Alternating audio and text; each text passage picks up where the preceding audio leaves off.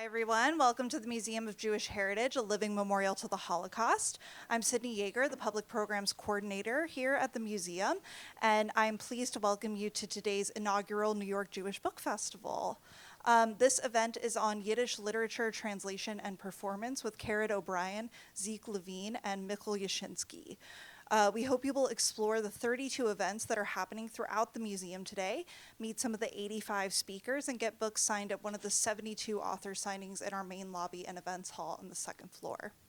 While you are here, we also encourage you to take the time to visit our exhibitions, The Holocaust, What Hate Can Do, on the main level, and Survivors' Faces of Life After the Holocaust, photographs by Martin Scholler, on the third floor. Andy Goldsworthy's Garden of Stones is also worth a visit, just outside of our wonderful cafe Locks, so the whole museum is open to you today. You can also pick up holiday gifts and books at the Pickman Museum Shop and visitor services on the main level.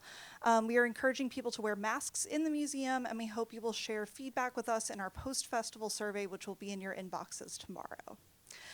This program is made possible in part by support from the Battery Park City Authority. Your donations also help us present these programs.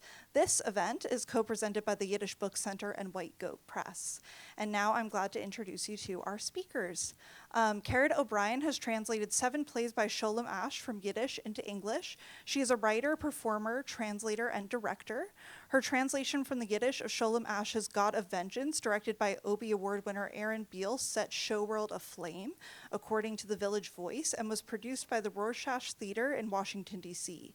She's a 3-time recipient of a new play commission from the National Foundation for Yiddish Culture for her contemporary adaptation of Dovid Pinski's Yiddish classic, Jake the Mechanic, as well as the first ever English translation of Sholem Asch's underworld plays Motke, Theif, and The Dead Man. Zeke Levine is a doctoral student in musicology at NYU. He is a multi-instrumentalist, songwriter, Yiddishist, and musicologist, and combines his love of music, words, and the Yiddish language to craft songs, compositions, translations, and scholarship that look to the past to make sense of the present. Mikhl Yashinsky is a Manhattan-based theater artist, Yiddishist, and translator, and has worked as a stage director of opera at institutions including the Vienna's Theater an der Wein and his production of the Holocaust-era opera Brundibar. With the National Yiddish Theater at Volksbühne, he starred in Die Kischof-Macherin, or The Sorceress, and he is currently appearing on Broadway in the Volksbühne's Yiddish language Fiddler on the Roof, directed by Joel Gray. His forthcoming translations from the Yiddish include the memoir of Ester-Rokhl Kaminska. In 2019, Yashinsky was named to the Forward 50, the newspaper's annual list of influential, intriguing, and inspiring American Jews. And now I'm going to hand over to Lisa Newman at the Yiddish Book Center.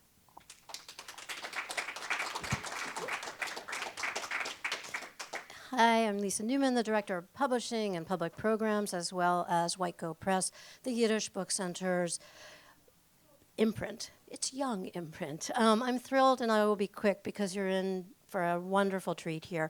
All 3 of the presenters today, I am proud to say, are alum of the Yiddish Book Center. For those of you who don't know about the Yiddish Book Center, we were established in 1980. We've rescued over 1.5 million Yiddish books and gone on to launch a number of initiatives, including a translation fellowship. The idea being to open up Yiddish literature and translation to new audiences. Particularly excited about today's program, which Caraid O'Brien was good enough to put together because it represents the idea of Yiddish and global culture and how Yiddish worked its way into theater, into music, and into literature. And all 3 of our presenters today, Caraid, Zeke, and Mikhl, will give you a sense of that. I invite you to come upstairs to the Resource Center after and learn more about our work with White Goat Press. All 3 of our presenters today have had work published and is forthcoming. Thanks again for joining us.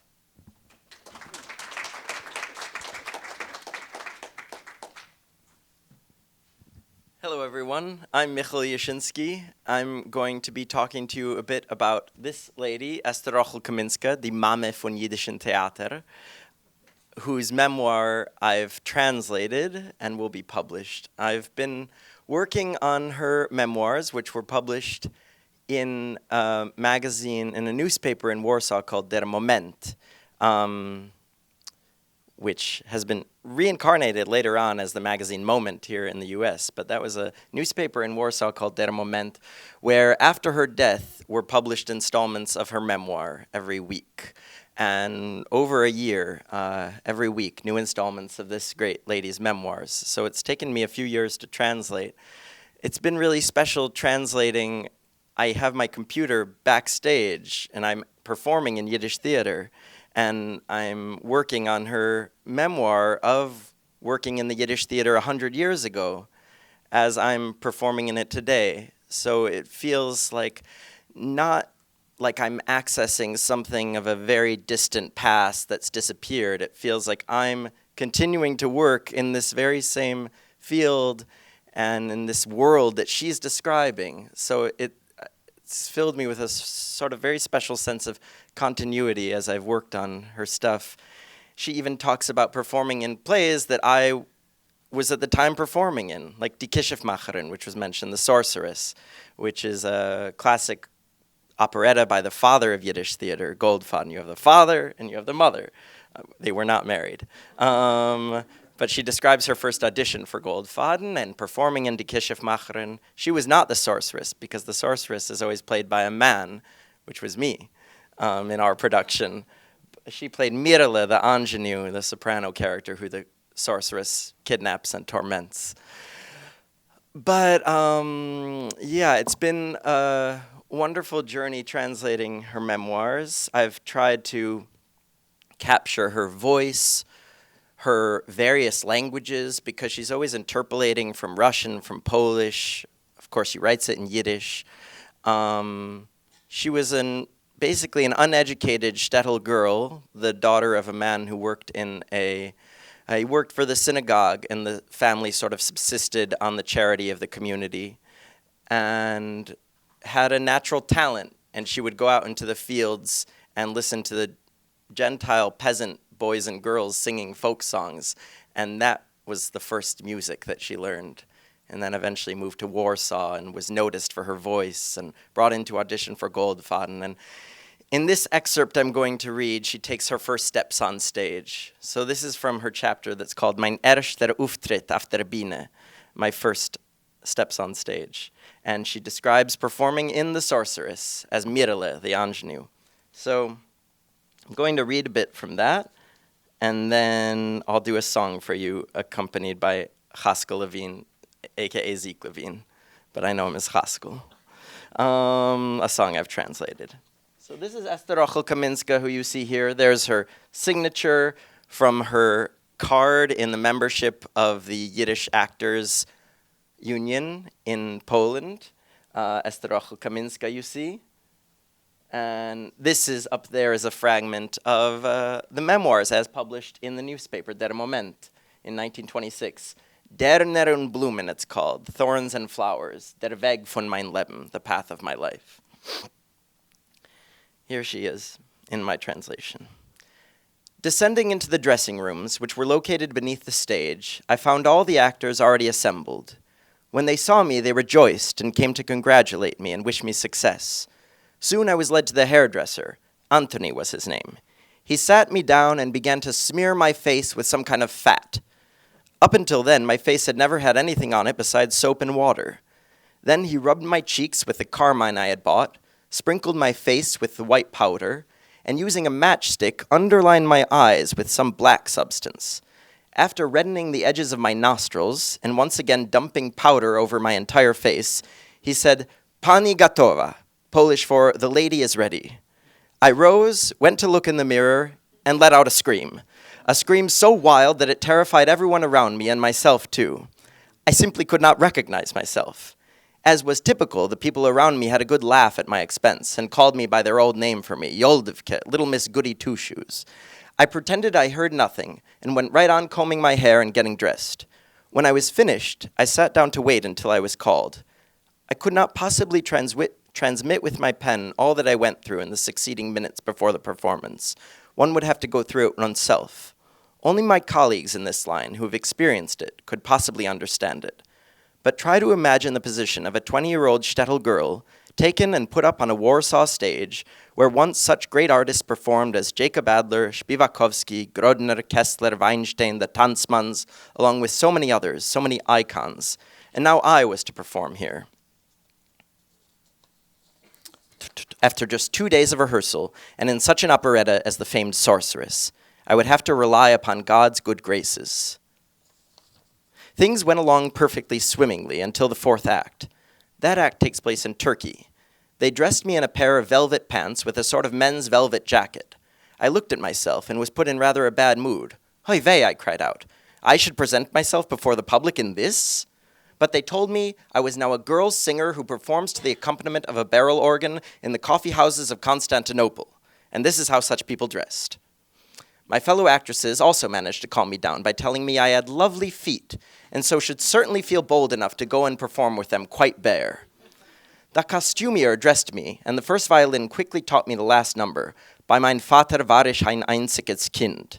You'll notice that's actually German. They were performing this Yiddish operetta in German because there was a ban on performing theater in Yiddish. So they all performed, these Yiddish actors, in a sort of stumbling German. The name of that song, I was an only child of my father's. For it was the one I had the weakest grasp of. Meanwhile, the third bell was ringing, and I went up to the stage, heart beating madly.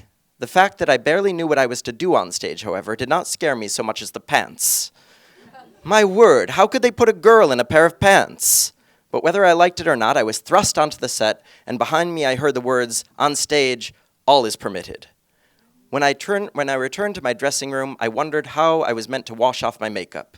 But the hairdresser Antony soon came and removed it by applying a bit of pork fat to my face.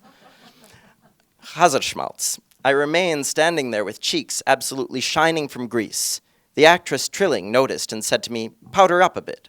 And so I threw some powder on, and I looked altogether like a miller. I was well aware that the assembled actors were chuckling to themselves at my expense, but it was as a drop of water in the ocean in comparison with the festival mood of the evening. It is simply impossible to write what state my mind was in on that lovely night over 30 years ago. After the performance, my fiancé escorted me home, as did Kaminski. You'll notice her name is Kaminska. She eventually married this guy Kaminski, but at the time she had a different fiancé. She had 4 fiancés. Since he also lived on Pavia Street. This time we walked and shared with each other all our impressions of the performance, who was good and who managed to get out the German well, for in those days that was a chief concern. After arriving home, I quickly went to bed, but I could not fall asleep until it was quite late. When morning came, the household did not wake me, letting me sleep in a bit. They had gained a bit of respect for their little artist. And anyhow, this was Shabbos morning, and on Shabbos one generally sleeps in some. Around noon, my family came in and asked me, so, how did it all go, little artist, artistke? How much did you earn? But I refused to answer. That's it, yeah. Her family was very disapproving at first, and they tried to stop her from going and taking lessons and going to the theater and doing this job that was considered inappropriate for a girl, a religious Jewish girl. And that's why she's just content with her success at the end of that night, and she doesn't even answer them when they come asking her, how much did you make? Nu, wie ist es dir dort gegangen? How did it go for you, Artistke? Wie viel hast du schon verdient? How much did you make? And then it ends with, ich hab sie gar nicht geantwortet. I didn't say anything. So that's Ester-Rokhl. Now I'd like to do this song. I translated...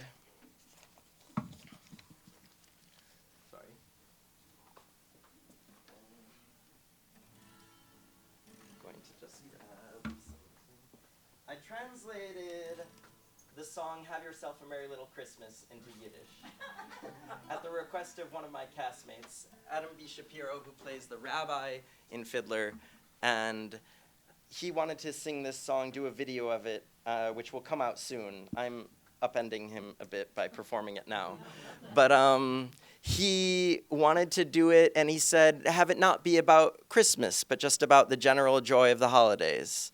And so that's what I've done. It's not Have Yourself a Merry Little Christmas, but Soll die Zeit sein voll mit Mazelbroche. May this time be full of luck and blessing. And I'll have the lyrics up here for you to follow.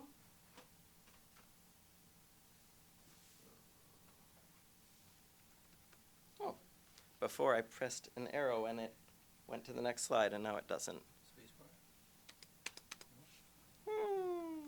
Anyway, I suppose you just will have to appreciate the Yiddish.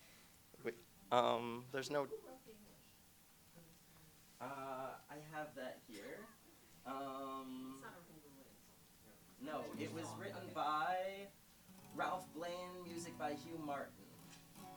Oh, there it is. Hooray, hooray. Okay.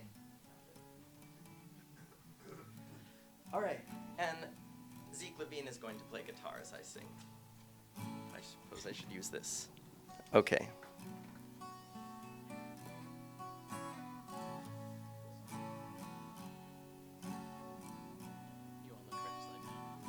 Oh no, I can manage. Or if it goes, yeah, okay.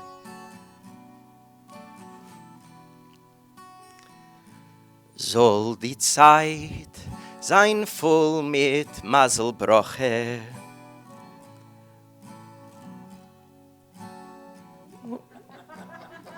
Oh, sorry. Let's start again. Soll die Zeit sein voll mit Maselbroche. Soll dein Herz sein leicht. Bald wird jede Zorre sein mit Wind zugleich.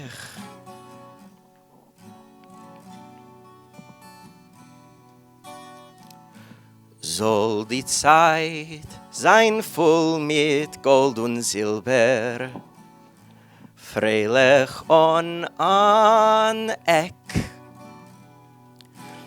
Bald werden alle Zorres fliehen weit weg.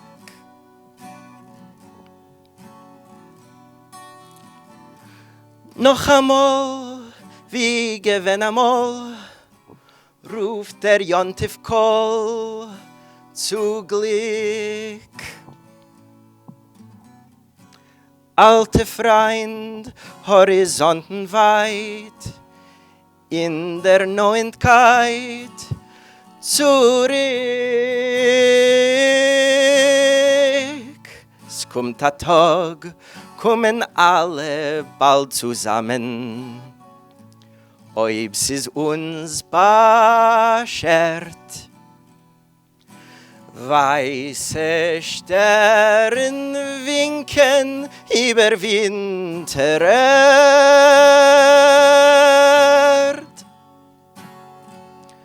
A Zeit von Maselbroche seinen mir doch wert.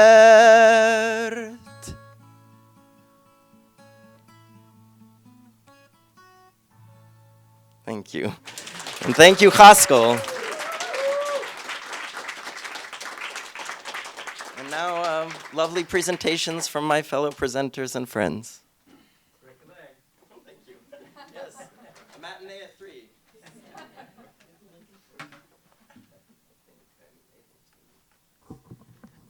Thanks so much, Mikhl. That was really wonderful. I loved your beginning story. There's a grand tradition of Yiddish actors writing novels or other books backstage while they're performing. I had an incredible acting teacher named Lubik Kadison, and she was the last surviving member of the Vilna troupe, and we worked together on a lot of different texts.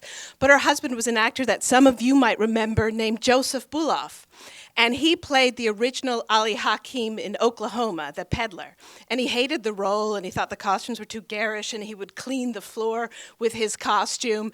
And he was so bored in that play, which allowed them to get an apartment on West 67th Street instead of on 2nd Avenue, that he started writing his memoirs, which have been published in Yiddish and English and Russian and Spanish and other languages, I think, called The Old Marketplace, about growing up as a kid in Vilna. So he had his Yiddish typewriter backstage in the production of Oklahoma on Broadway and wherever it toured. So I am thrilled to be sharing what I'm about to share with you. I know most of you have heard of the great Yiddish writer Sholem Asch and perhaps his play God of Vengeance, which scandalized the world with his lesbian love scene and so on. And I always thought of that as his angry young man play. It was a screed against religious hypocrisy and so many other things and the limited choices available to women. But he wrote a full-length play before that. It was the first play that he ever wrote that was a 3-act play, and it was called Mashiach Zeiten, a Chulum von mein Volk, in the time of the Messiah, a dream of my people. And he was just, 25 at this time. He just left yeshiva and was writing and publishing short stories and the like in Yiddish publications and newspapers and magazines. But he was very clever about positioning himself in the center of global literature, outside of the Yiddish world. Yes, Yud Lamed Peretz was his mentor and advisor, but he went to the Polish artists, the Polish poets, and the Polish painters and playwrights were also his mentors. And he managed to find the most famous actress in the world at the time, who was not a Yiddish actress, but a Russian actress. Her name was Vera Komissarzhevskaya, and she had her own company. Her father was Stanislavski's acting teacher, and she played the original Nina in Chekhov's The Seagull. And he got to her, and he convinced her to do the first ever performance of the first full-length play that he ever wrote. And it was a sensation in Moscow. It was the first time so many of the Russian intellectuals had heard about Yiddish literature, and it got them really excited about it. And then it was performed in Yiddish all over the world by Jacob Adler and others. But the first production was in Russian. It was called Naputi Zion. It was called On the Road to Zion. So for the past couple of years, I have been translating this play. And we're working on a recording of the full play as a radio play. And Mikhl is playing the Yiddishist, and Zeke is playing the young artist. What it is, it's a lion's roar. It's all his thoughts about Jewish thought and Jewish life in Poland in 1905. And each character represents something different. There's a Zionist, there's a Yiddishist, there's a social democrat, there's a Germanist, there's a capitalist. There's a young woman, a young university student who's a super intellectual. She spent her whole life in Poland. She loves Poland, and she feels Polish. But she can still feel the creeping anti-Semitism happening, and it's disturbing toward her because she loves the land and the landscape so much. She wants to stay in Poland, and she's trying to resolve what it is to be both Polish and Jewish. And this is the role that Vera Komissarzhevskaya played. Now, if you remember Nina's monologue in The Seagull, the big question she has to herself is, am I an actress or am I a seagull? And in On the Road to Zion, the big question that Justina, no accident she's named Justina, not Nina, her big question is, am I Polish or am I Jewish? And so what I'd like to do for you is perform that monologue in its original, and in English translation, and then I'm going to do it for you in the original Yiddish so that you feel the rhythm and the spell casting of Sholem Asch's original. Okay. Oh, and just to place it in the world literature, we're in 1905 right now. What's another book that takes place? Famous book is 1904, James Joyce's Ulysses. It wasn't written until the 20s, but it's set in 1904 in Dublin. And who's the great poet character in that? It's Stephen Dedalus, who's walking around Dublin and the beaches of Dublin with his ash plant. Asch's Stephen Dedalus is a woman, right? Asch's young intellectual is a woman. And she's walking around the Polish landscape with her ash plant, or with her branch that she picked up for walking. So,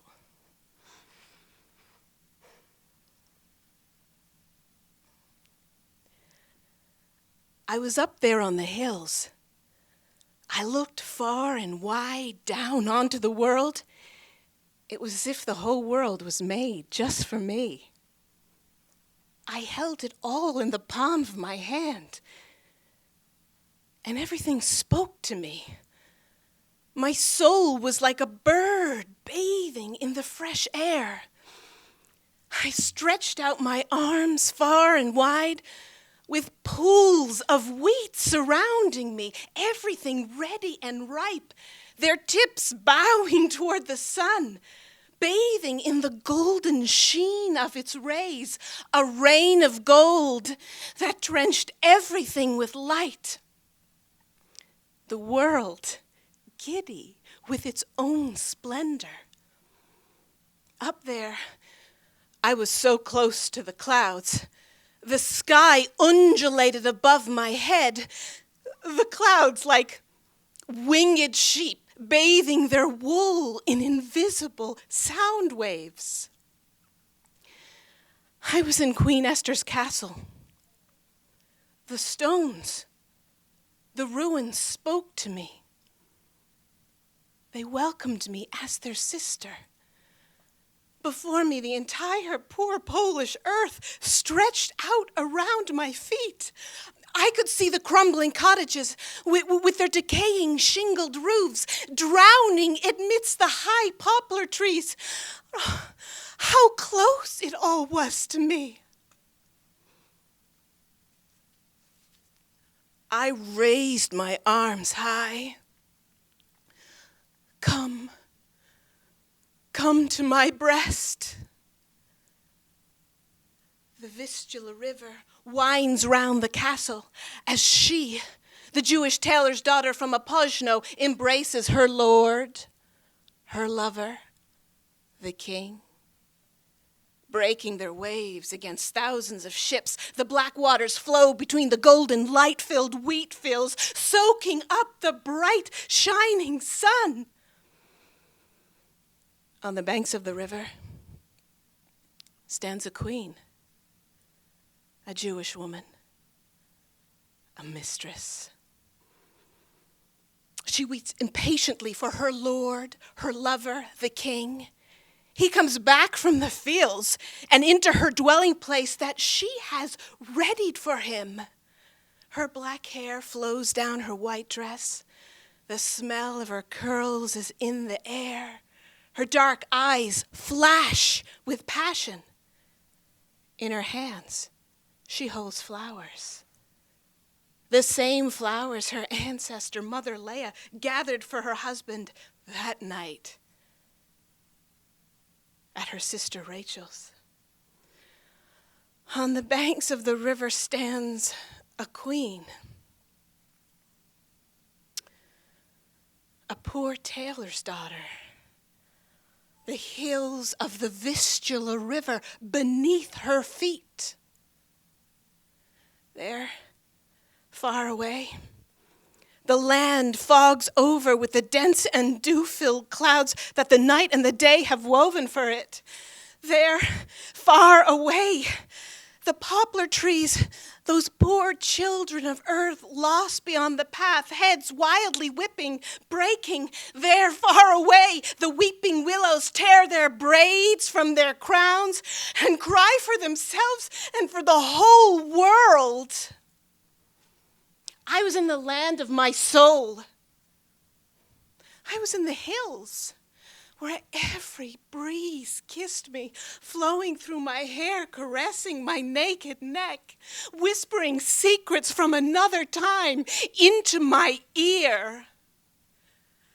I was in Queen Esther's castle, surrounded by the old ruins, the stones who witnessed how a Polish king embraced his beautiful Jewish lover, the stones who heard their passionate kisses, and it was as if I was living in another time when the Polish nobleman was different, when the Jew was different, and it was as if everything that had ever happened in that palace was coming to life before my eyes. My ears are still ringing with the sounds of the harp, the reverberating echo of her Yiddish melodies caught forever in the cracks of the castle. ever since that moment when she, the Jewish tailor's daughter from Opozhno, sang for her lord and lover, the king, lulling him with her bosom and her black curly hair into a song of love and pleasure.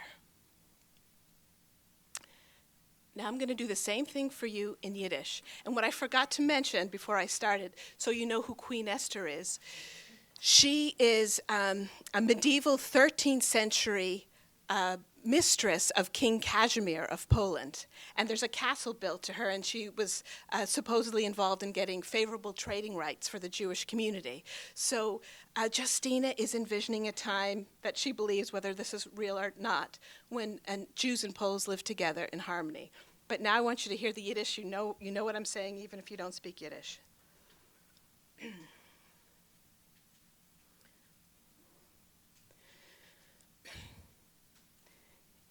Ich bin oben gewesen, auf die Berg.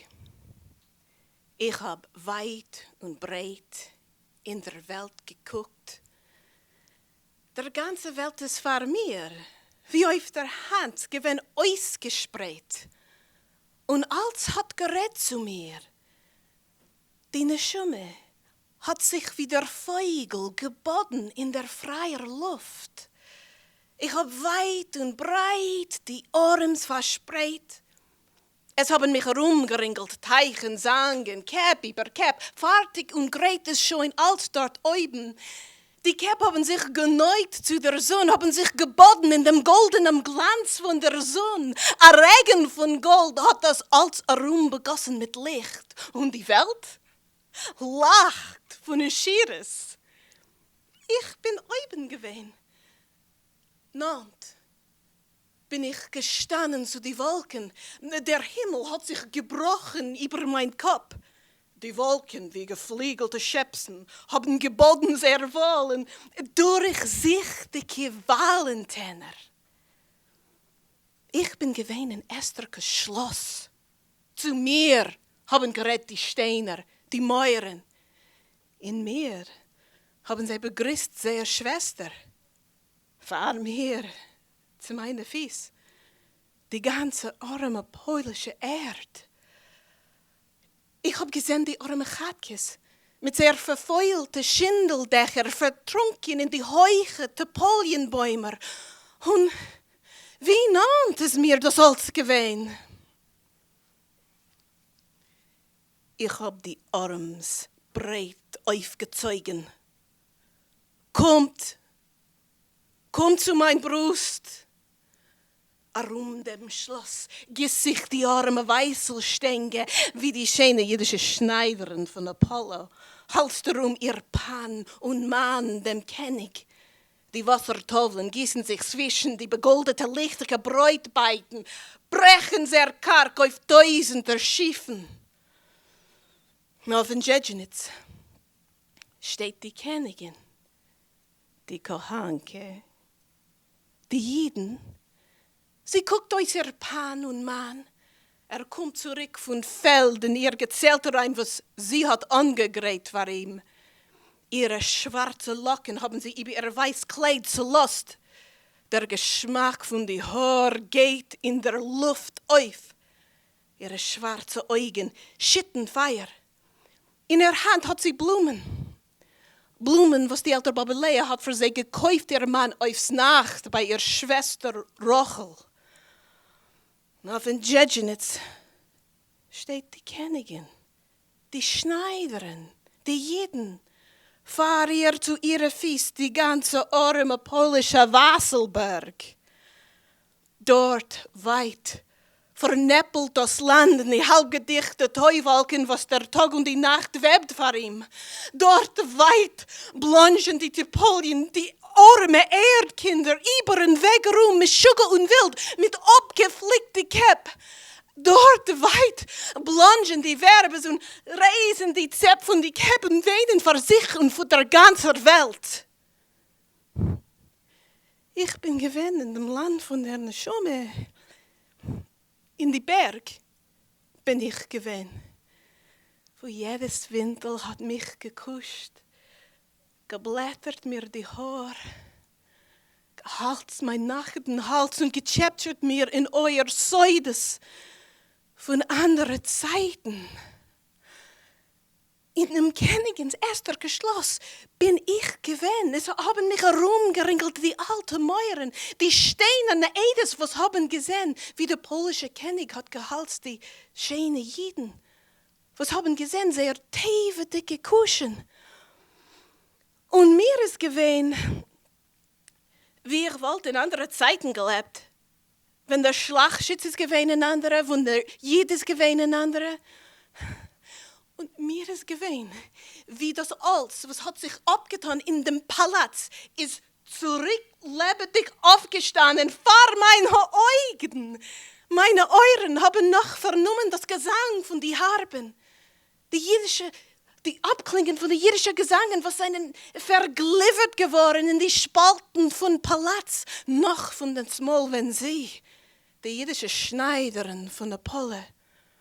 Hat gesungen vor ihr Pan und Mann, dem König, was es gewesen verwiegt in der Scheiß, auf ihre schwarze, zerploschete Haar, von Liebe und Vergnügen. Thank you.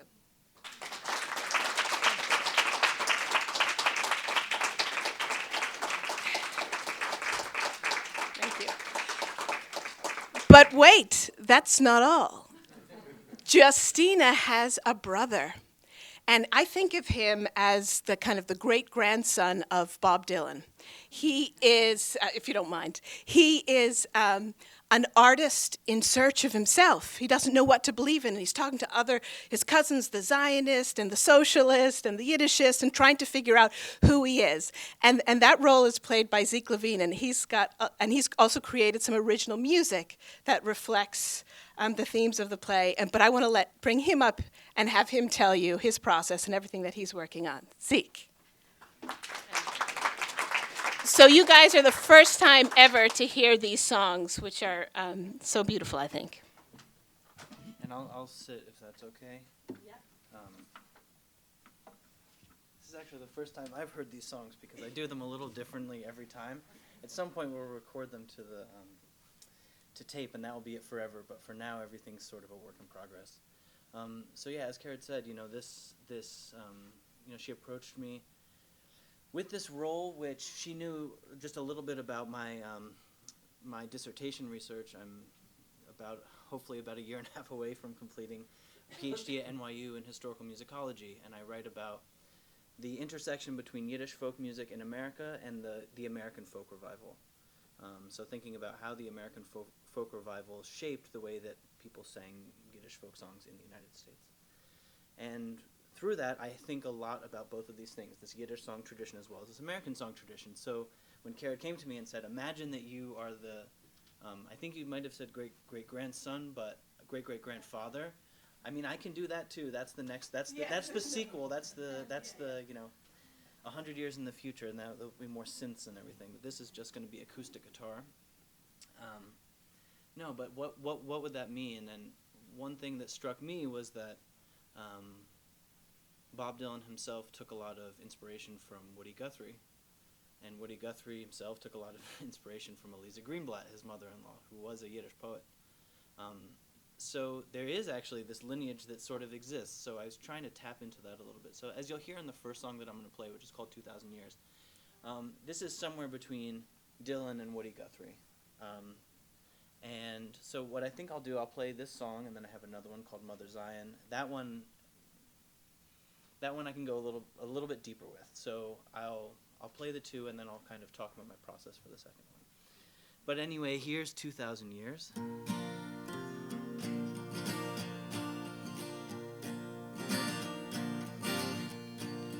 1,000 years I've wandered, 1,000 years I've roamed, hoping that one day I find that I don't walk alone.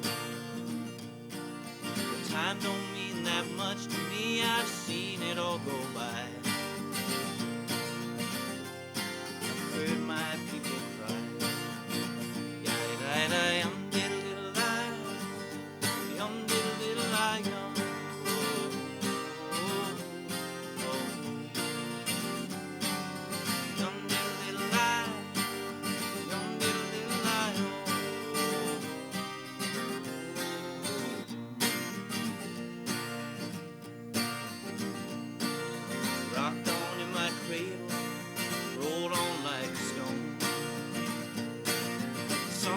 said the mountain is my only natural home.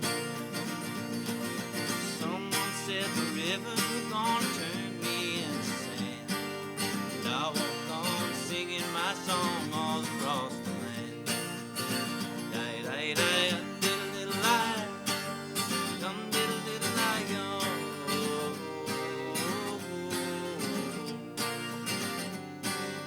Dum, diddle, diddle, lie. Dum, diddle, diddle, lie, yo.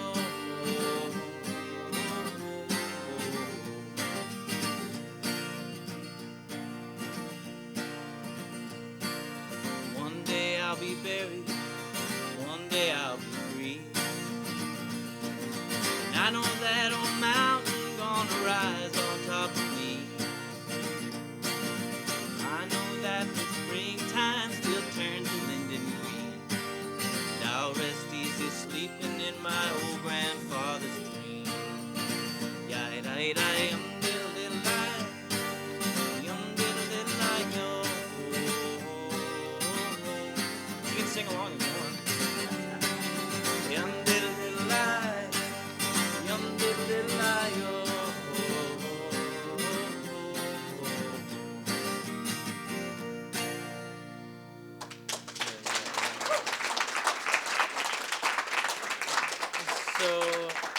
So I'm sure you can hear that American folk stuff that,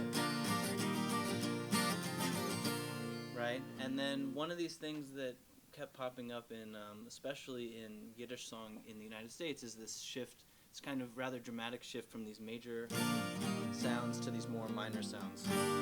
So that's something that I tried to address here,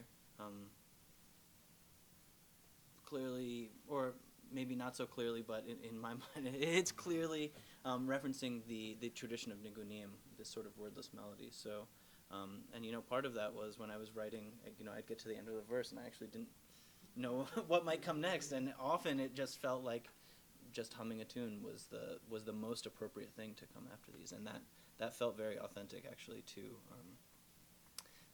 a lot of what I've heard, especially in Yiddish song, but also in American song. So the next song, this is Mother Zion, and this one, as I said, I have a little bit more to say about this one. So this character of Andre, he's, as Caraid said, he's really caught up in the tension. So he's sort of, I won't say ambivalent, but he's rather undecided. But the thing that he's responding most directly to is just this general tension. The fact that there are so many different ways to go, that there are so many different, very strong opinions in his family. So the way that I wrote this zeroes in on this kind of family drama, this family dynamic. So the name of the song, Mother Zion, so it has this call to the mother, but it references all of these different figures. When I say when and not if you listen to the play, you'll see that not every character corresponds to the ideology that I gave them here, but it still, I hope, evokes this sense of a kind of family drama.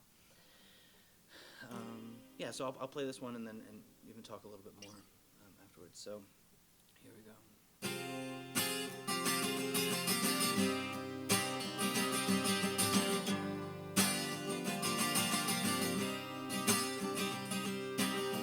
Oh, Mother Zion, do you remember me? I'm the son that went away to set your people free. Oh, Mother Zion, your children cry for you. Mother, do you hear them, do you? Mother, do you hear them, do you?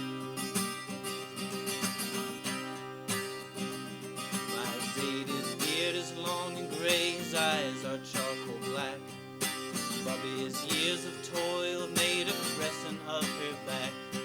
My sister's got a brand new dress, and brother's already packed. What about me? What about you? Oh, Mother Zion, do you remember me? I'm the son that went away to set your people free. Oh, Mother Zion, your children cry for you.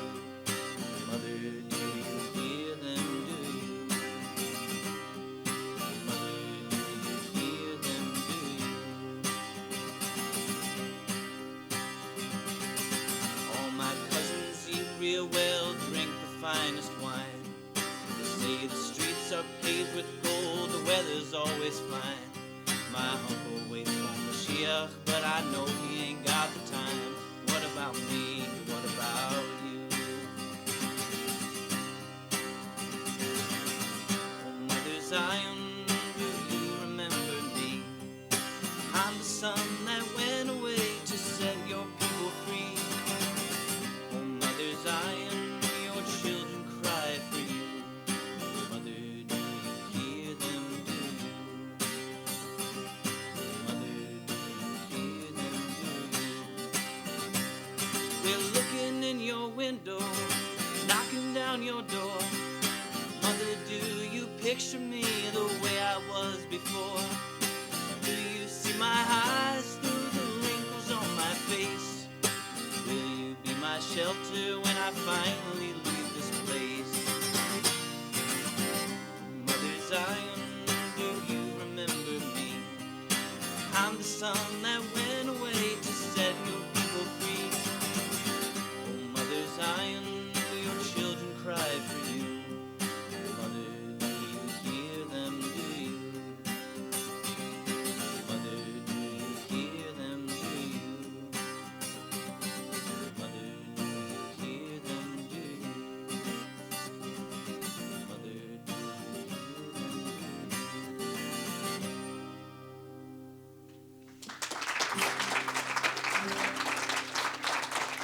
Right, so thank you very much. I really like singing that one. I feel like it has a lot of oomph to it. And so a little bit about then, I talked before I performed it about a little bit about what I was thinking writing the lyrics. So here's musically where I was at with that. There's a really beautiful lullaby that a lot of people know from Motke, who is a famous Yiddishist, his recording of it. And it's credited as a folk song, and as in a sort of authorless folk song, but I came to find out as part of my research that it's actually not. It was composed by Joel Engel, who was a sort of ethnomusicologist who followed Shin'ansky on his expedition, composed in the style of this sort of, this authentic rural style. So even in that song, there's a lot of the complications of the folk process that I, think about all the time, that I try to incorporate into the way that I then approach these traditions, right? So it's claimed to be folk. It's actually not. It's actually written. It's almost like what I'm doing now, trying to reach for something.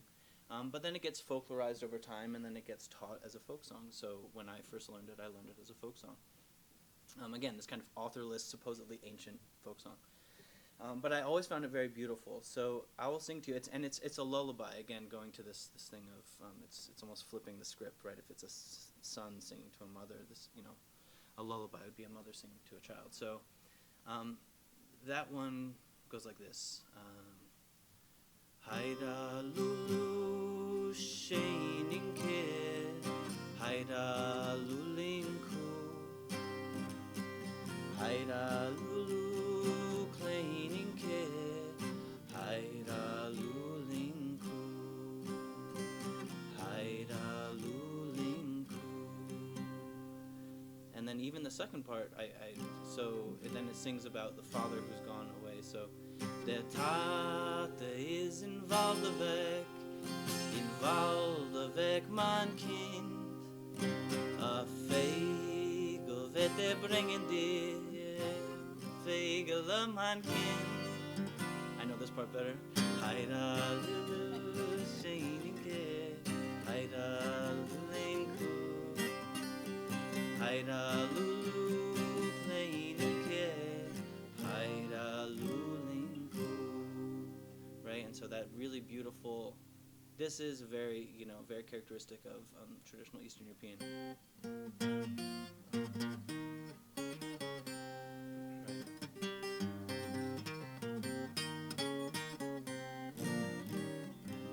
So I tried to, I actually, as you can hear, I ripped that basically, I ripped that melody pretty much exactly into this song. So what that gives it is it gives it some element of this, both this traditional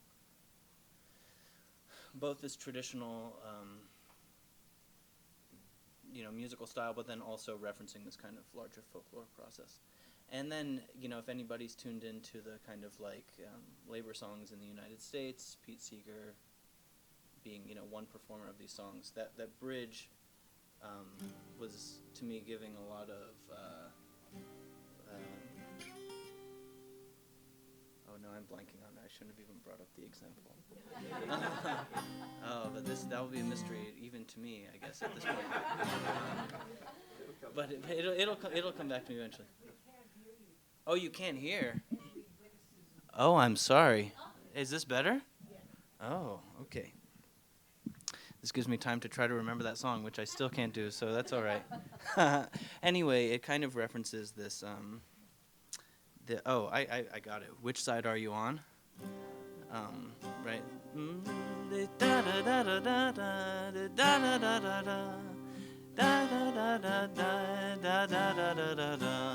Which side are you on? Which side are you on? That kind of thing. So there's, I was trying to pull from both traditions. I'm glad I got that. I'm glad we all took that journey together. But yeah, so that's kind of what I've been thinking about. There's a little bit more in the works. There's 3 acts of the play. So at the end of each one, there will be a musical number. The third one is in process. When we were recording, we realized that as Andre is kind of losing his bearings, he might start, singing some of his lines. So as we tried doing that, it emerged that maybe a way to, a fruitful way to write this final piece would be to really pull a lot from the text itself, which the tunes do have sort of references to the text. Mother Zion, there's beautiful lines about, being turned to sand and then washing out.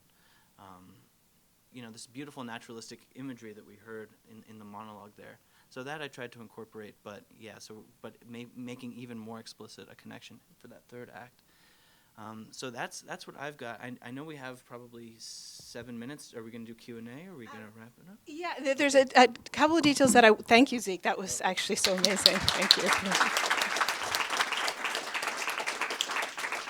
There's a couple details that I forgot to tell you, which this play is about a Jewish family coming together from all over Europe to say goodbye to the grandparents who are emigrating to Palestine. And that's the On the Road to Zion. And where this whole idea for the connection between Yiddish and American folk music, I didn't get that from the wall. I'm sure many of you know that Sholem Asch's son, Mikhl Yashinsky, one of the saviors of American folk music, who started Folkway Records, and he's got a mention, in the first chapter of Bob Dylan's autobiography, saying that he came to New York because he wanted to be recorded by Folkway Records, and he was recording, Mikhl Yashinsky was recording Yiddish singers like Seymour Rexhead at the same time he was recording Lead Belly in the WEVD studios, so it's all very much part of this. And I think we just have a few minutes for questions, but if Zeke and Mikhl, if you want to come back up, and if you have a question for anybody, we can, yeah.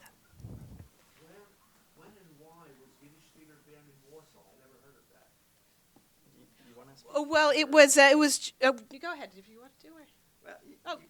All right. It was banned in the Russian Empire from 1895 to 1905 or something like that.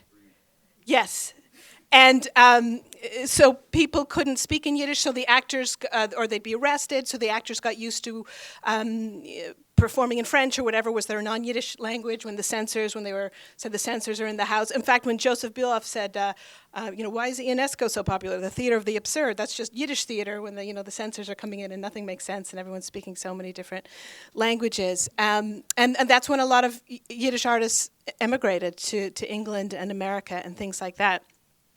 And I just wanted to say we have the patriarch, Reb Chonin, who's playing the patriarch here, Hal Robinson, and then my friend Raluca Barbalescu, who's playing one of the family members, is here as well, and Sholem Asch's great-grandson, David Mazauer, is here as well, too, so there's a lot of magic in the house.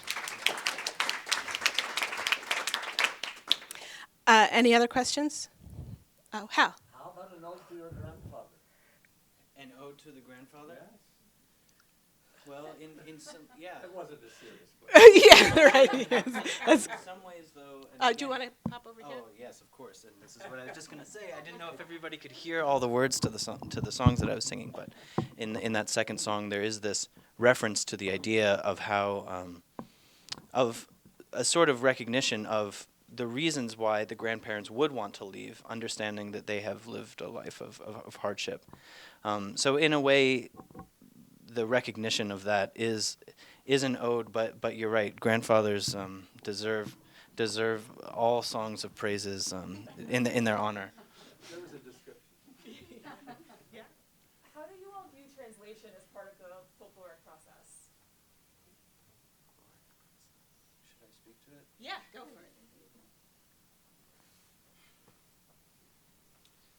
So one of the ways that I think about it, especially musically, is the sense that there are different conventions within which you might put even the same texts. So let's say you were translating musically.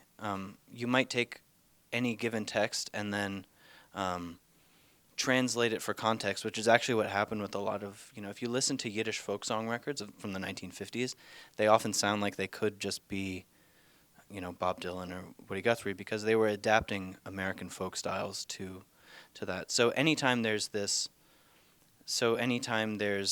a translation, even then into another language, to another art form, the frame changes, and with the changing of the frame, it can change parts of the meaning.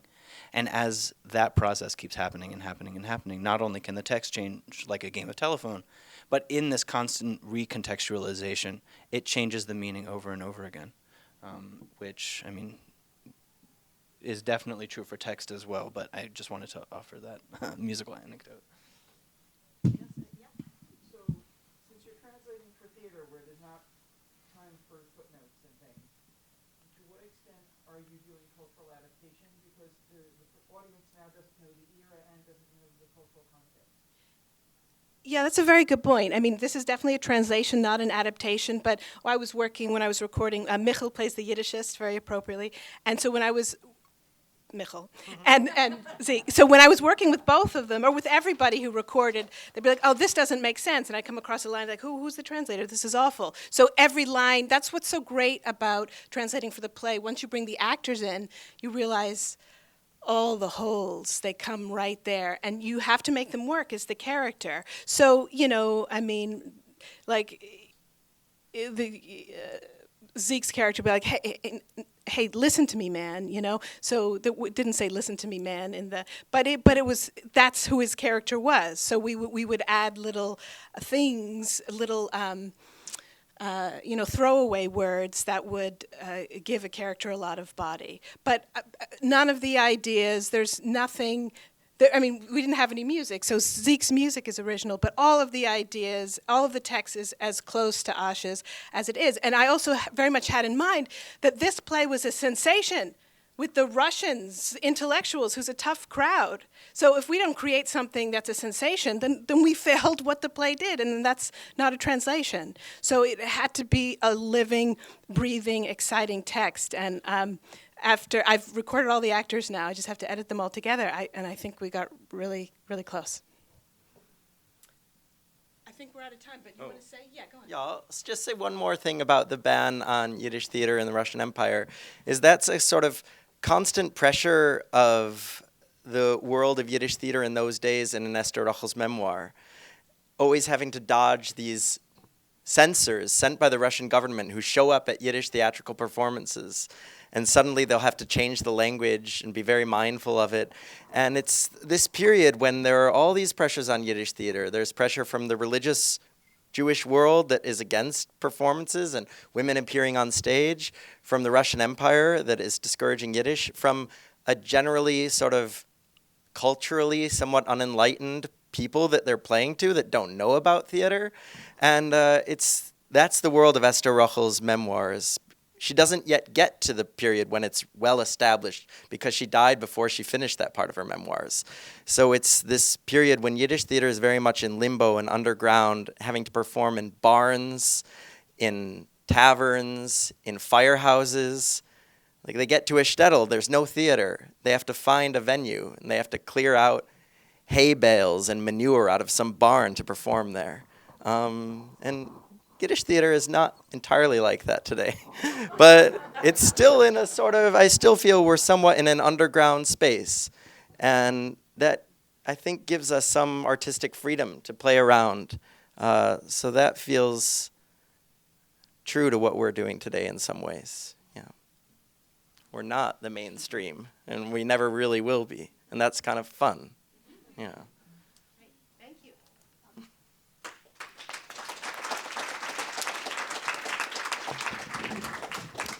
Thank you all for coming. I want to give a huge thanks to Caraid, to Zeke, and to Mikhl. I think that they really are such a tribute to what they learned at the center and the fact that there's so much possibility out there for Yiddish. I also want to give a nod to my colleague, David Mazauer, who is our research bibliographer, our editorial director, and curator of our forthcoming Yiddish, A Global Culture, which opens at the Yiddish Book Center in Amherst in October 15th. I hope you'll all make a journey up there and see that this is a vibrant culture before and after the Holocaust, and you'll learn a lot more about it. So again, thank you both, the three of you.